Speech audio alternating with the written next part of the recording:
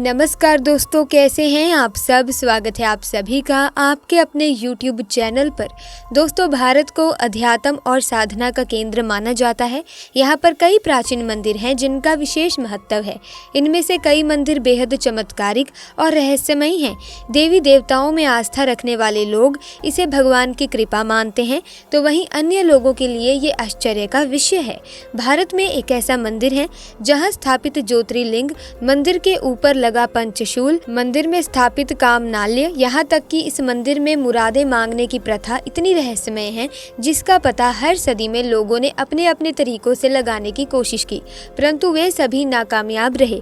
एक ऐसा मंदिर जिसकी स्थापना रावण ने की है और इस मंदिर के रहस्य इतने गहरे हैं जिसका पता आज तक कोई भी नहीं जान पाया। इस मंदिर के रहस्य को सुनकर आपको भी अपने कानों पर विश्वास नहीं होगा कि आखिर क्या है इस मंदिर के पंचशूल का रहस्य।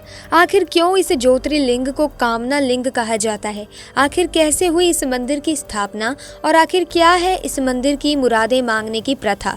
इन सारी बातों को जानने के लिए इस वीडियो को बड़े ध्यान से और एंड तक जरूर देखिएगा। ऐसे में इस वीडियो में आगे बढ़ने से पहले एक बार सच्चे दिल से कमेंट बॉक्स में हर हर महादेव जरूर लिख दीजिएगा। तो चलिए इस वीडियो की शुरुआत कर लेते हैं। भारतवर्ष के झारखंड राज्य के देवघर नामक स्थान में अवस्थित एक प्रसिद्ध मंदिर है जिनमें शिव का एक नाम बैद्यनाथ भी है। इस कारण लोग इसे बैद्यनाथ धाम मंदिर भी कहते हैं। ये एक सिद्ध पीठ है और इस कारण इस लिंग को कामना लिंग भी कहा जाता है। झारखंड के देवघर में स्थित प्रसिद्ध तीर्थ स्थल बैद्यनाथ धाम 12 ज्योतिर्लिंगों में से 9वां ज्योतिर्लिंग है। बैद्यनाथ धाम देश का एक ऐसा ज्योतिर्लिंग है जो कामना लिंग के साथ साथ शक्ति पीठ भी है। मान्यता है कि इसकी स्थापना स्वयं भगवान विष्णु ने की थी। मंदिर को लेकर मान्यता है कि इस मंदिर में आने वाले सभी भक्तों की सभी मनोकामनाएं पूर्ण होती हैं। इसीलिए मंदिर में स्थापित शिवलिंग को कामना लिंग के नाम से भी जाना जाता है। देवघर में शिव का अत्यंत पवित्र और भव्य मंदिर स्थित है। हर वर्ष यहाँ श्रावणी मेले में लाखों श्रद्धालु भोलेनाथ का जयकारा लगाते हुए बाबा भोलेनाथ के दर्शन करने आते हैं। वैसे तो आपने देखा होगा कि भगवान शिव के सभी मंदिरों में त्रिशूल लगा होता है, लेकिन देवघर के बैद्यनाथ मंदिर परिसर के शिव पार्वती, लक्ष्मी नारायण और अन्य सभी मंदिरों में पंचशूल लगे होते हैं। इसे सुरक्षा कवच भी माना गया है। मंदिरों में लगे सभी पंचशूलों को महाशिवरात्रि से 2 दिन पहले उतारा जाता है। इसके बाद महाशिवरात्रि से 1 दिन पहले विधि विधान के साथ उनकी पूजा की जाती है। इसके बाद फिर पंचशूल को स्थापित कर दिया जाता है। इस दौरान भगवान शिव और माता पार्वती के गठबंधन को भी हटा दिया जाता है। मंदिर के शीश पर लगे पंचशूल को लेकर माना जाता है कि त्रेता युग में रावण की लंका पुरी के द्वार पर सुरक्षा कवच के रूप में भी पंचशूल स्थापित था। वहीं एक मत ये भी है कि रावण को पंचशूल यानी सुरक्षा कवच को भेदना आता था, लेकिन ये भगवान राम के वश में भी नहीं था। विभीषण के बताने के बाद ही प्रभु श्री राम और उनकी सेना लंका में प्रवेश कर पाए थे। ऐसा माना जाता है कि इस पंचशूल के कारण मंदिर पर आज तक किसी प्राकृतिक आपदा का असर नहीं हुआ। पुराणों के अनुसार सावन महीने को भगवान शिव की आराधना का सबसे उपयुक्त समय बताया गया है।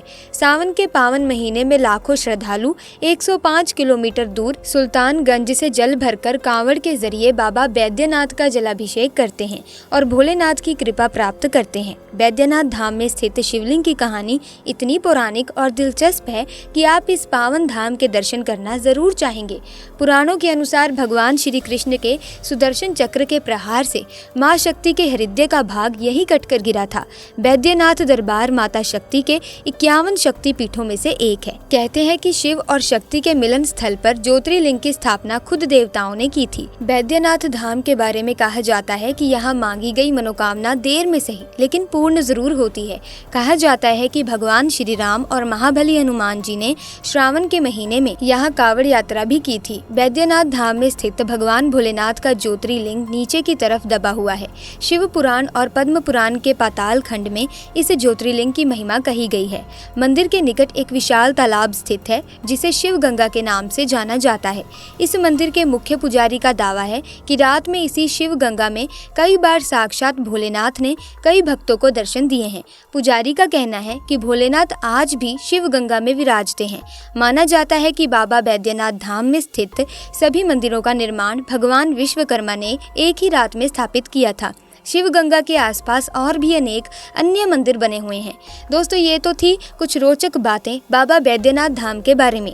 चलिए अब बात करते हैं बाबा बैद्यनाथ धाम में स्थापित पवित्र शिवलिंग से जुड़ी पौराणिक कहानी के बारे में, जो कि बहुत ही दिलचस्प है। पौराणिक कथाओं के अनुसार दशानन रावण भगवान शिव शंकर को प्रसन्न करने के लिए हिमालय पर घोर तपस्या कर रहा था।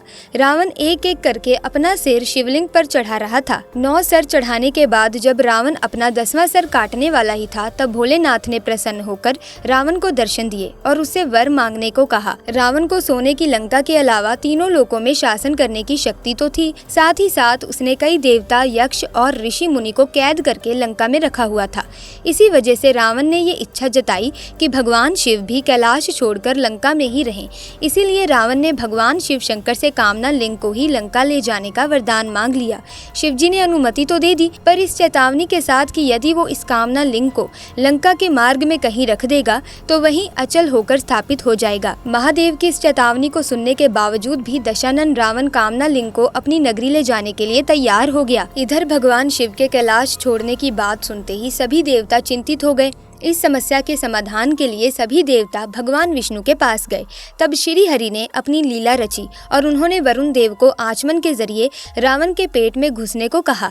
जब रावण आचमन करके शिवलिंग को लेकर लंका की ओर चला तो उसे देवघर के पास लघु शंका लग गई। शिवलिंग को हाथ में लेकर लघु शंका करना उसे उचित नहीं लगा, इसीलिए उसने अपने आसपास देखा कि कहीं कोई मिल जाए जिसे वो शिवलिंग थमाकर लघु शंका कर सके। कुछ देर के बाद ही उसे एक ग्वाला नजर आया जिसका नाम बैजू था। कहते हैं उस बैजू नाम के ग्वाले के रूप में भगवान विष्णु वहां आए थे। रावण ने उस ग्वाले से कहा कि वो शिवलिंग को पकड़कर रखें ताकि वो लघु शंका से निर्मित हो सकें, और साथ ही साथ उसने ये भी कहा कि शिवलिंग को भूल से भी भूमि पर मत रखना। रावण जब लघु शंका करने लगा तब उसी लघु शंका से एक तालाब बन गया, लेकिन रावण की लघु शंका नहीं समाप्त हुई। ग्वाले के रूप में मौजूद भगवान विष्णु ने रावण से कहा कि अब बहुत देर हो चुकी है, अब मैं और शिवलिंग उठाए खड़ा नहीं रह सकता। इतना कहकर उसने शिवलिंग को भूमि पर रख दिया। इसके बाद रावण की लघु शंका भी समाप्त हो गई। जब रावण लौट कर आया तो वो अपनी लाख कोशिश के बावजूद भी शिवलिंग को उठा नहीं पाया। तब उसे भगवान की लीला समझ में आ गई और तब रावण क्रोधित होकर उस शिवलिंग पर अपना अंगूठा दबाकर वहां से चला गया। इसी कारण देवघर में स्थित बाबा बैद्यनाथ धाम में शिवलिंग नीचे की ओर दबी हुई है। उसके बाद ब्रह्मा, विष्णु आदि देवताओं ने आकर शिवलिंग की पूजा की। शिवजी का दर्शन होते ही सभी देवताओं ने शिवलिंग की उसी स्थान पर स्थापना कर दी और तभी से महादेव कामना लिंग के रूप में देवघर में विराजते हैं। दोस्तों कहते हैं कि बैद्यनाथ धाम देवघर में मांगी गई मनोकामना जरूर पूरी होती है। अगर आपने भी कभी बैद्यनाथ धाम के ज्योतिर्लिंग के दर्शन किए हैं तो अपने अनुभव को हमें कमेंट सेक्शन में जरूर बताइएगा। बाबा बैद्यनाथ मंदिर के अलावा निकट में कुछ और भी दिव्य मंदिर हैं जिनका दर्शन आपको अवश्य करना चाहिए। बैद्यनाथ मंदिर की यात्रा तब तक अधूरी मानी जाती है दोस्तों जब तक बासुकीनाथ में दर्शन नहीं किए जाते हैं। पहले ऐसी मान्यता का प्रचलन नहीं था, ना ही पुराणों में ऐसा कहीं वर्णन है। ये मंदिर देवघर से 42 किलोमीटर दूर जरमुंडी गांव के पास स्थित है। यहाँ पर स्थानीय कला के विभिन्न रूपों को देखा जा सकता है। इसके इतिहास का संबंध नौनीहाट के घाट से जोड़ा जाता है। बैजू मंदिर बाबा बैद्यनाथ मंदिर परिसर के पश्चिम में देवघर के मुख्य बाजार में 3 और मंदिर भी हैं। इन्हें बैजू मंदिर के नाम से जाना जाता है। इन मंदिरों का निर्माण बाबा बैद्यनाथ मंदिर के मुख्य पुजारी के वंशजों ने किसी जमाने में करवाया था। दोस्तों इसके अलावा यदि आप बैद्यनाथ धाम आते हैं और क्या क्या आपको दर्शन करना चाहिए, इनमें से एक नौलखा मंदिर है। कहा जाता है कि नौलखा मंदिर की स्थापना प्राचीन समय में करीब 9 लाख में किया गया था। इस मंदिर में कलाकृति की छवि आप दर्शन कर सकते हैं। इसके अलावा आपको त्रिकुट पहाड़ के भी दर्शन करने चाहिए जो कि अद्भुत है। इसके साथ साथ तपोवन पहाड़, नंदन पहाड़ इत्यादि देवघर के मुख्य पर्यटक स्थल का केंद्र बिंदु है। तो दोस्तों अब आपका क्या कहना है इस मंदिर के बारे में, अपने विचार कमेंट सेक्शन में जरूर बताइएगा। और अगर ये वीडियो अच्छी लगी तो इस वीडियो को लाइक करें, शेयर करें और चैनल को सब्सक्राइब करके बेल आइकन को प्रेस कीजिए ताकि आने वाली नई वीडियोस की अपडेट आपको मिलती रहे। आपका बहुत बहुत धन्यवाद।